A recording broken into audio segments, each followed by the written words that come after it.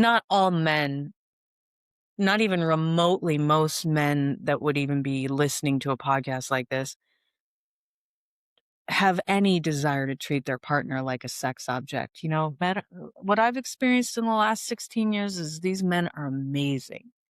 These men want to do right by her. And we're all in this conundrum together. Yeah. And I think there's a huge fork in the road that can happen when a woman finds her expression.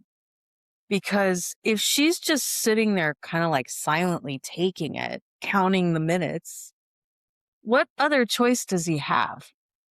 Whereas if she says, like I said, this is a 4, and I didn't say it like 4, I said 4, and then you, instead of collapsing or getting defensive, you were like, oh yeah? I loved it.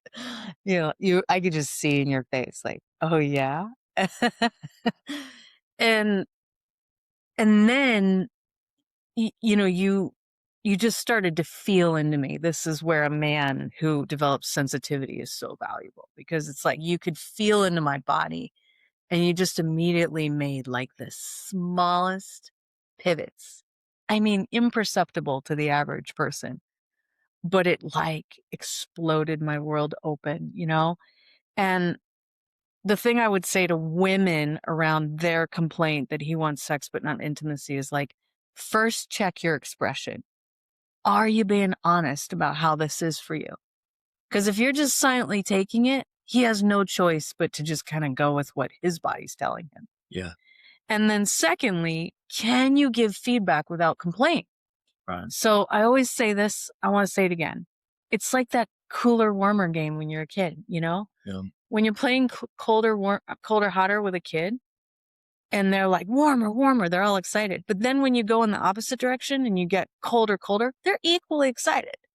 They're like, cooler, cooler, cooler. And as a woman, if you can have your feedback be like still playing, Yeah. it's amazing. And, there's that teaching that your no gives you your yes. The minute I even said 4, I had so much skin in the game. I was so exposed. I was like wildly naked. It was like, you